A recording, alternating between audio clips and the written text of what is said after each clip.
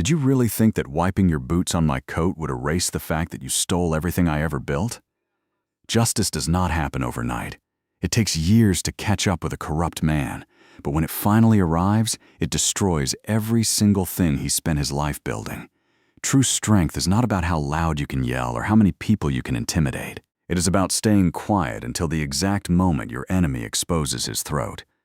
Before we get into the details of this situation, I want to see how everyone in the community is doing. Where are you watching this story from today, and how is the weather treating you over there?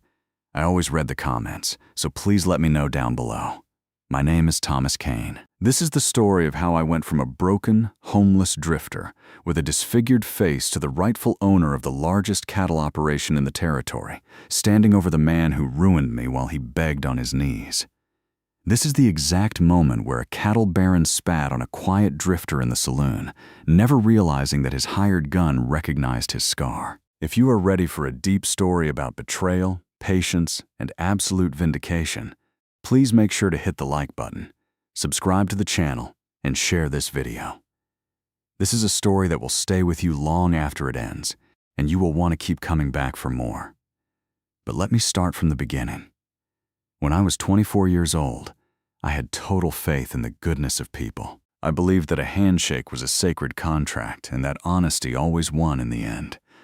I was incredibly trusting, always giving away my extra money to help neighbors, and I honestly believed that my business partners cared about my well-being. My biggest flaw was that I hated confrontation, so I ignored the warning signs. I ignored the missing ledger pages. I ignored the way my business partner brought in a new group of armed men to guard our borders without telling me. I did not know that a legal 30-day deadline was already counting down, a fraudulent foreclosure that would result in my house burning down, my face getting sliced open, and my body being thrown into a ditch left for dead. The man who orchestrated it all thought I was gone forever, but he forgot that scars never completely disappear. 5 years before I found myself sitting in the corner of that dirty saloon, I was a completely different person. I owned the Willow Creek Basin. It was a sprawling piece of land with the only reliable, year-round water source in the entire valley. My father had left it to me, and I spent every waking hour working the dirt, building fences, and tending to my small herd of 50 cattle. I knew how to handle livestock, and I knew how to work until my hands bled, but I did not know anything about the modern business world. I did not understand banking, interest rates, or land titles. That lack of knowledge was my greatest vulnerability, and it made me the perfect target for a predator. Silas Vance arrived in our valley during the dry season. He did not dress the way the local ranchers dressed. He wore clean, expensive clothes and spoke with an authority that immediately commanded respect from the townspeople. He approached me with a proposal that seemed to be the answer to all my struggles. Silas told me that my water rights and land were worth a fortune, but only if they were paired with his financial capital and his connections to the large buyers out east. He suggested we form a partnership. He offered to put up the money to buy thousands of head of cattle, while I would provide the land and the physical labor to manage the herd. We agreed to split the profits equally. I remember the exact words he said to me while we shook hands on my front porch. He told me that we were going to build a legacy together, and that he looked at me as a younger brother. I trusted him completely. We called our operation the Alliance Cattle Company. The first 2 years were an absolute success. Our herd grew rapidly, and soon we had over 2,000 head of cattle roaming the basin. Silas handled all the financial transactions, the bank loans, and the legal paperwork in the town office. I stayed out on the range, working from dawn until dusk, completely satisfied with my role. Silas brought in a legal clerk named Arthur Pendleton to handle the official ledgers. Whenever I walked into the ranch office to check on things, Arthur would quickly close the books and clear his throat. I assumed he was just a meticulous, private worker who did not want his system disrupted. I never insisted on looking at the pages myself because I did not want to seem suspicious or create unnecessary conflict with my partner. My absolute hatred of confrontation caused me to ignore my own intuition. During our 3rd year of success, Silas told me that we needed to hire extra security. He claimed that rustlers were stealing cattle from our northern borders and that local law enforcement could not protect us. He brought in a group of 5 armed men, led by a quiet, observant hired gun named Boyd Miller. Boyd was a veteran fighter who rarely spoke, but he watched everything with intense focus. I trusted Silas's judgment, so I welcomed these men onto my property, giving them a place to sleep and feeding them at my table. I did not realize that these men were not hired to protect the cattle from outside thieves. They were hired to protect Silas's interests when the time came to eliminate me. I was completely blind to the reality of my situation, celebrating our high profit margins while Silas and Arthur were quietly rewriting the legal ownership of the Alliance Cattle Company, laying a trap that would completely strip me of my birthright. The turning point arrived in the late autumn of that 3rd year. A severe drought had hit the neighboring valleys, but my basin still had plenty of water. Silas called a private meeting in the main office. He looked worried, which was unusual for him. He told me that a large cattle syndicate from the north was trying to buy up all the surrounding properties to cut off our access to the railroad lines. He said the only way to save our operation and protect the local community was to beat them to it. He wanted to buy out all the smaller, struggling ranches around us, including the property owned by Clara Jenkins and her elderly father. Clara was a woman I had known since childhood, and we had recently started talking about building a life together. I felt a deep responsibility to protect her family from being forced off their land. Silas explained that the bank required a massive consolidated loan to fund this expansion. He told me that because the original land title was in my name, the bank needed me to sign my inherited portion of the basin as collateral for the entire amount. He promised me that this was just a legal formality. He said that within 6 months, the profits from the new cattle lines would pay off the debt, and our combined holdings would be completely secure forever. I felt a surge of determination to protect my home and Clara's family. I did not want to see our neighbors ruined. I failed to see the evidence that was right in front of me. Arthur Pendleton handed me the thick stack of papers, his hands shaking slightly as he pointed to the signature lines. I did not take the time to read the fine print or consult an independent lawyer in town. I trusted Silas completely, and I wanted to prove that I could handle big business decisions. I took the pen and signed my name on every page, legally placing my entire life's work and my father's land into the hands of the bank and Silas Vance. The moment the ink dried, Silas changed completely. The very next week, instead of using the loan money to buy the surrounding ranches as he promised, Silas used those funds to pay off his own old personal debts out east. He had lied about the Northern Syndicate. The entire scenario was invented to force me into signing over my land as collateral. Now, our own ranch was heavily leveraged, and the bank held the title to everything I owned. When I asked Silas why the neighbors had not received their buyout offers yet, his tone became cold. He told me to stick to managing the livestock and leave the business details to him.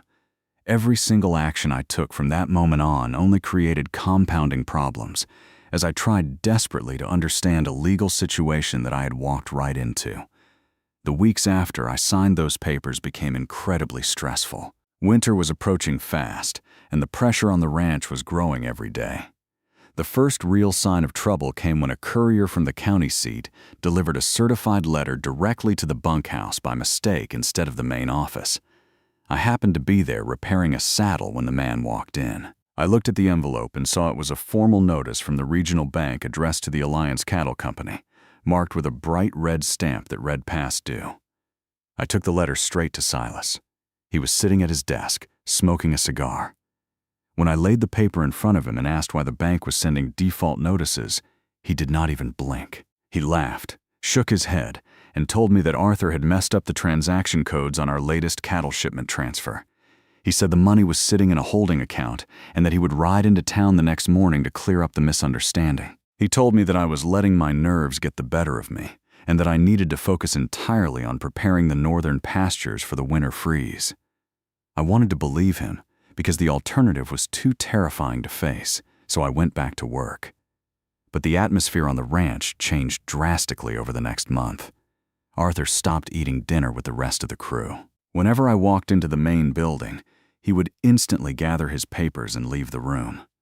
At the same time, Boyd Miller and his armed guards started patrolling the perimeter of the main house, effectively keeping me away from the office area unless I was specifically called in. Then, the situation became deeply personal. Clara rode onto the property one evening, her face pale and her hands shaking. She told me that Silas's men had just finished running a barbed wire fence along the eastern ridge, completely cutting off her family's remaining livestock from the only creek on their property. When her father tried to protest, Boyd Miller told him that the water rights now belonged entirely to Silas Vance and that any cattle crossing the line would be shot on sight. Clara looked at me and asked how I could let my partner do this to them. I felt sick to my stomach.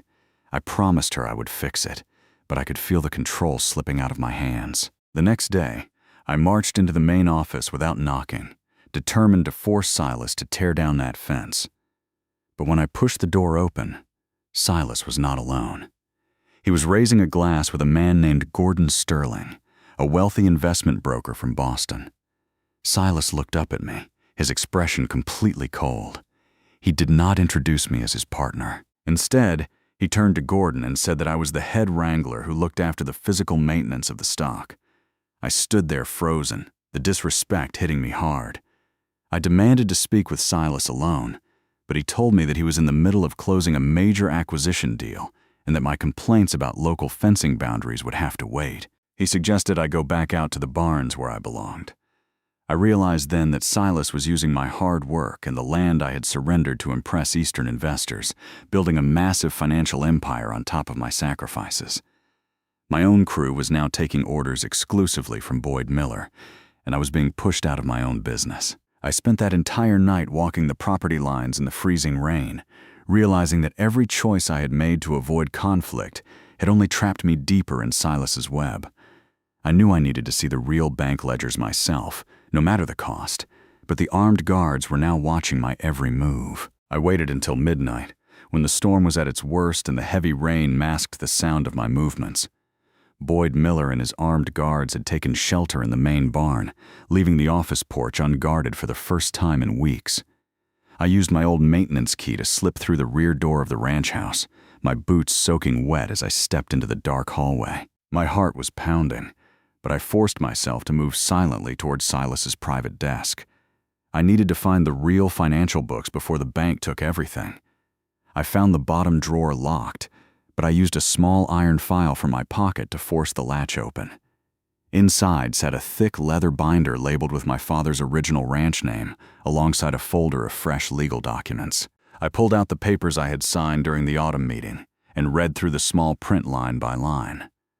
The realization stunned me. The documents did not establish a partnership at all. Silas and Arthur had written a highly complex contract that listed me as a temporary employee who had pledged his inherited land as a performance bond for the commercial loan. A specific clause stated that if the ranch failed to meet certain production quotas by the end of the year, the absolute title of my land would automatically transfer to Silas Vance as sole compensation. Arthur had been falsifying the ledger pages for months, creating a paper trail that showed our herd was drastically underperforming, even though our pastures were full of healthy cattle. I had signed a document that legally stripped me of my birthright the moment I put my name on the page. Before I could grab the files, the sound of heavy footsteps on the front porch forced me to freeze. I heard the front door open, and the voices of Silas and Arthur echoed in the small room. I had no time to escape through the back exit, so I stepped behind the heavy canvas curtains of the supply alcove, holding my breath in the dark. Arthur sounded incredibly anxious. He paced across the floor, telling Silas that I had been asking too many questions about the default letters from the county seat. Silas told him to shut up and pour a drink. His voice did not have any of the friendly, brotherly warmth he had used with me for the past 3 years. It was completely flat and cold. He told Arthur that my questions did not matter anymore because the 30-day legal transition period was expiring at midnight the following evening. Silas explained that he had already finalized the sale of the consolidated basin to Gordon Sterling's Eastern Syndicate. He laughed as he told Arthur that I was an ignorant farm boy who had spent 3 years doing all the exhausting physical labor of building up a massive cattle operation for free. He said he had used my naive trust to steal the most valuable water rights in the territory without spending a single dollar of his own money. Then Arthur brought up Clara and her father. He asked if Silas was worried that they would tell the town sheriff about the barbed wire fences. Silas laughed louder this time.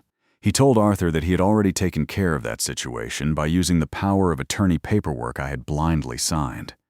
Silas had presented those documents to the town council, making it appear as though I was the person demanding the immediate eviction of Clara's family to expand our grazing borders. He said that Clara now blamed me entirely for her father's sudden illness and their financial ruin. She believed I was a greedy monster who had used her affection to get close to their property lines.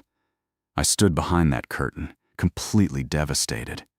The betrayal cut through everything I believed about my life. My land was legally gone, my father's legacy was destroyed, and the woman I wanted to marry hated my existence because of a lie I had helped create through my own ignorance. I had no money, no legal recourse, and absolutely no support system left in the valley. Every single person I trusted had been working together to destroy me from the very beginning. I was completely isolated in the dark, listening to my executioners celebrate my ruin. My anger overcame my judgment. I could not stand behind that curtain and listen to them laugh about destroying my life. I stepped out into the lamplight, my fists clenched, demanding that Silas look me in the eye. Arthur screamed and dropped his glass, the liquid spilling across the floor. Silas did not flinch. He simply set his pen down and looked at me with a cold, amused smile. I told him I knew everything. I told him I would ride to the regional judge and expose the fraudulent ledgers. Silas chuckled and leaned back in his chair. He told me that I was welcome to try. He reminded me that every single signature on those legal documents belonged to me. He said the law did not care about hurt feelings or broken promises. It only cared about written contracts. He looked at me as if I were a stray dog and told me that my time on the ranch was officially over. Before I could lunge across the desk, the heavy door behind me burst open. Boyd Miller and 2 of his armed guards rushed into the room. I managed to punch the first guard in the jaw, but Boyd was too fast. He struck me across the back of my head with the heavy iron barrel of his pistol. My legs gave out, and I hit the wooden floor hard.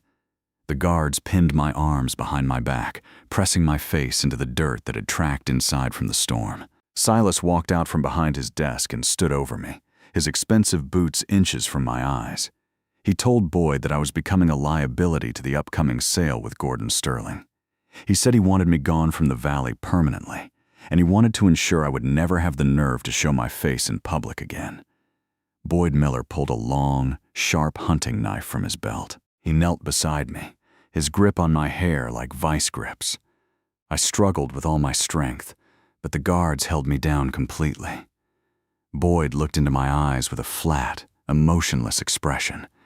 He told me to hold still, but I refused to stop fighting.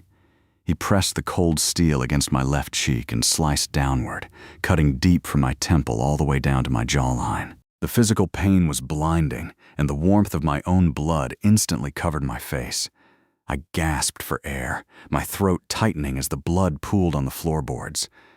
Silas watched the entire thing without a single trace of pity.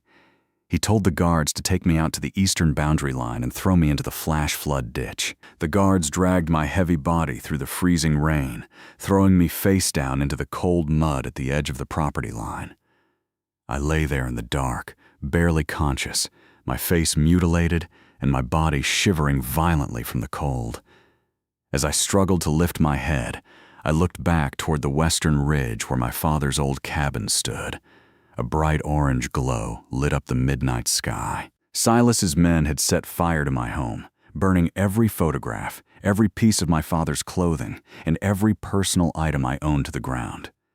They wanted to erase my entire history from the basin. They wanted to ensure that even if I survived the night, I would have absolutely nothing to return to. I survived that night only because a passing freight wagon driver found me shivering in the ditch the next morning. He drove me to a small settlement 2 territories away, where an old country doctor used heavy black thread to stitch my face back together.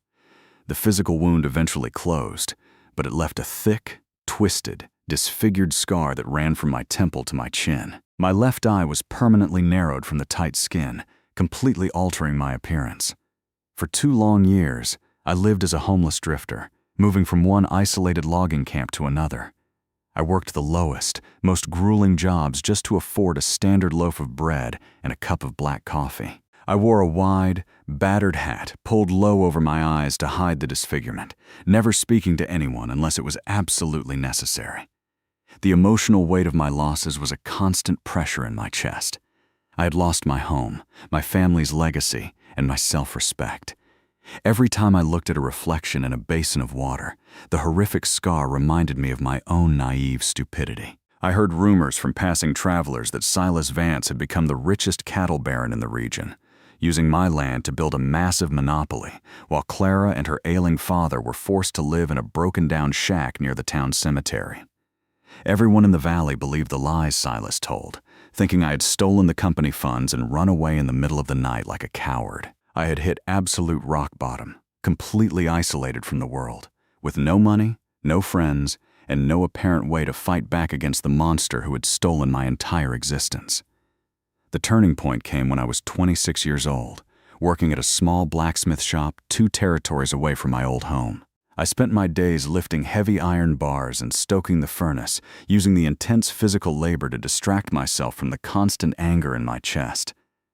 I still wore my hat low, avoiding eye contact with every customer who walked through the door. One afternoon, an elderly man named Roy Mason came into the shop to get his wagon wheels reinforced. Roy was a retired federal land surveyor who had worked for the territorial government for 30 years. He stood by the anvil, watching me work for a long time without saying a word. When I finally handed him his finished iron rims, he did not look at the metal.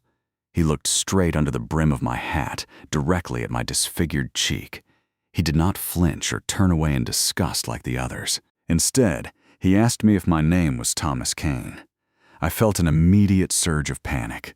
I instinctively reached for my tools, intending to walk away and leave the shop, but Roy placed a firm hand on my shoulder. He told me that he had known my father 20 years ago. He said he had been the official surveyor who mapped out the Willow Creek Basin when my father first registered the homestead title. Roy told me that he had been tracking the legal advertisements in the regional newspapers, and he knew exactly what Silas Vance had done to my land. Roy invited me to his small house at the edge of town that evening. He laid out a massive stack of federal land registry books on his kitchen table. He explained that Silas had made a massive legal error in his haste to steal my property. Because my father had registered the Willow Creek Basin under an old federal Homestead Act, the absolute water rights could not be transferred through a standard commercial default clause, even if I had signed the papers. The law stated that if a homestead owner defaulted on a loan, the land had to be offered for public auction through the Federal Land Office, giving the original owner a full 2-year redemption period to pay off the principal debt. Silas had bypassed this entire legal process by presenting a forged document to the regional registry office. He had filed a certificate stating that I had passed away in the flash flood ditch, leaving no legal heirs. This forgery allowed Silas to claim the property immediately and sell the consolidated basin to Gordon Sterling's Eastern Syndicate. Roy looked at me with absolute seriousness. He told me that the 2-year federal redemption window was expiring in exactly 3 days. He had spent his own savings to quietly purchase the original bank debt from the Federal Land Office, holding it in a secure trust line. He handed me the official deed transfer papers. He told me that if I walked into the county courthouse before the deadline expired, showed the judge that I was alive, and signed the redemption claim, the entire sale to the Eastern Syndicate would be legally voided. Silas Vance would instantly lose the property, and he would face federal prison charges for real estate fraud and forgery. But then Roy told me the catch. He said that Silas had just announced a massive celebration at the Grand Saloon in my hometown to mark the final signing of the transfer papers with Gordon Sterling. Silas had hired 10 additional armed guards to secure the town, and Boyd Miller was still operating as his personal enforcer. If I chose to return and present these documents, I would have to walk directly past the men who had mutilated me. Silas would know the exact moment I arrived that his entire empire was about to collapse, and he would not hesitate to order his men to finish the job they started in the ditch.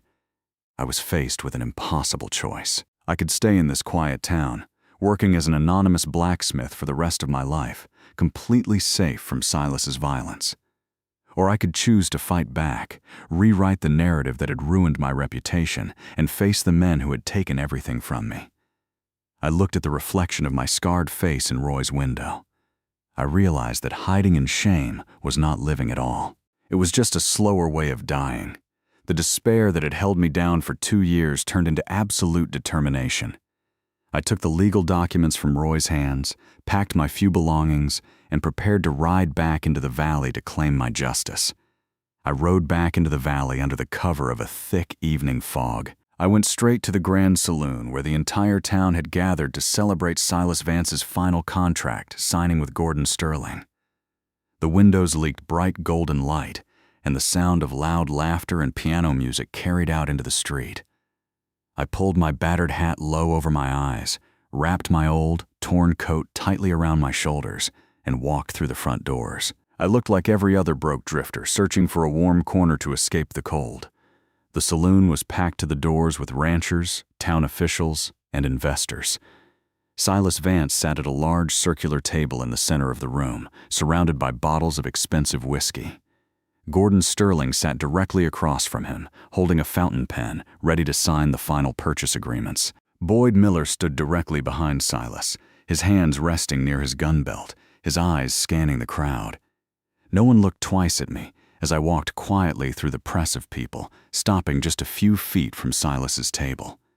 Silas was loud and drunk on his own success. He stood up to pour another round of drinks, waving his arms around as he boasted about how he had cleared the basin of all dead weight to make room for Eastern capital.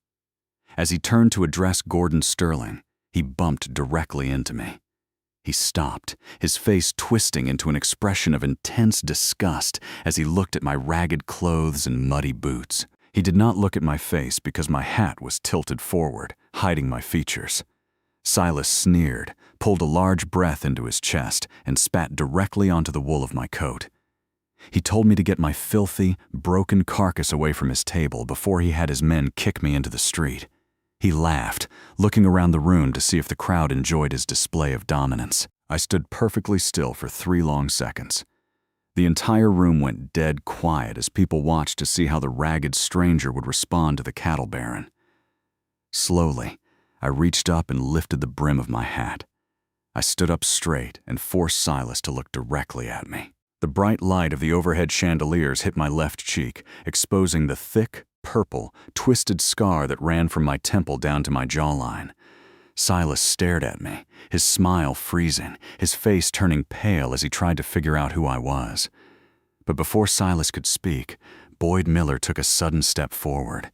Boyd's eyes went wide as he stared at the deep ridge of the scar. He recognized the exact trajectory of the knife wound he had carved into my flesh 2 years ago. Boyd's hand started to shake near his holster. He looked at Silas and told him that it was impossible, but the man standing in front of them was Thomas Kane. The name echoed through the saloon, and a collective gasp came from the townspeople. Silas staggered backward against the table, knocking over a bottle of whiskey. He stammered, telling Boyd to pull his gun and eliminate me, shouting that I was supposed to be dead. I did not reach for a weapon. Instead, I reached into the breast pocket of my coat and pulled out the thick packet of federal land documents Roy Mason had given me. I slammed them down on the table directly in front of Gordon Sterling and the town sheriff, who was sitting nearby. I spoke clearly so every person in that room could hear my voice. I told Gordon Sterling that the contract he was about to sign was completely worthless. I revealed that Silas Vance had filed a fraudulent death certificate with the Territory Registry to illegally seize the Willow Creek Basin. I pointed to the certified federal documents, showing that my father's original homestead title was protected by federal law and that I had officially signed the redemption papers at the county seat that very morning. Gordon Sterling picked up the documents, his eyes darting across the official federal seals. His face turned entirely red with anger as he realized the truth. He stood up, slammed his pen down, and told Silas that the deal was completely off. He accused Silas of trying to swindle a Boston syndicate out of hundreds of thousands of dollars by selling stolen government land. The sheriff stood up next, reading the certified forgery charges attached to the files. He looked at Silas and told him his games were over. The townspeople began shouting, realizing that Silas had lied about me for 2 years and had used my name to illegally evict Clara's family. Silas stood there exposed, stripped of his power, his face dripping with sweat as his entire financial empire collapsed in front of the community he had terrorized. The sheriff did not hesitate. He placed the heavy iron cuffs on Silas Vance right there in front of the entire town. Silas screamed and cursed, pointing his finger at me while his face turned dark with rage. But nobody was listening to his lies anymore. The Eastern investors walked away from the table without saying another word, and the hired guards slowly lowered their rifles when they realized the federal government was involved. Boyd Miller tried to slip out through the rear exit of the saloon, but the sheriff's deputies intercepted him in the alley. Both of them were locked in the county jail to await the arrival of the circuit judge. Silas eventually spent the next 15 years in a federal penitentiary, and his remaining assets were liquidated to pay back the regional bank and the local families he had defrauded. He lost his reputation, his freedom, and every single dollar he had stolen. With the official federal deed securely in my hands, I returned to the Willow Creek Basin the following morning. The charred foundation of my father's old cabin was still there, covered in soot, but the land was legally mine again. My very first priority was to find Clara and her father. I rode out to the broken-down shack near the town cemetery where they had been forced to live in poverty. When Clara came to the door and saw my face, she stood frozen for a long moment. Then she broke down. I showed her the legal documents and explained exactly how Silas and Arthur had used my naive trust to forge those eviction notices under my name. The misunderstanding that had caused her so much pain for 2 years was finally cleared up. We immediately moved her father out of that damp shack and brought them back to the basin. Together, using my savings from the blacksmith shop and the remaining resources on the land, we cleared away the ashes and built a sturdy new home on the highest ridge. It took a massive amount of physical labor to rebuild the cattle operation under my own sole ownership, but this time, I was a completely different man. I did not make the mistakes of my youth.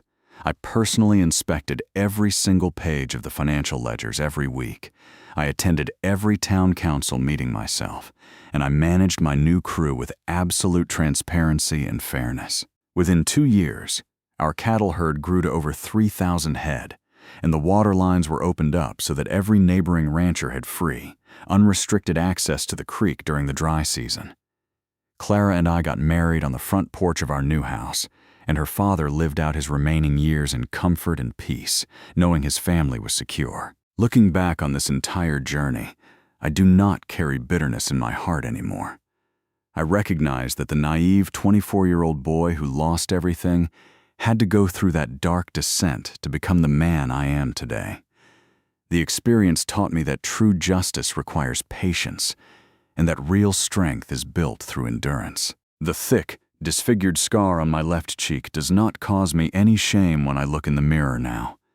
It is simply a permanent reminder that I survived the absolute worst elements of human greed, stood my ground, and took back my life.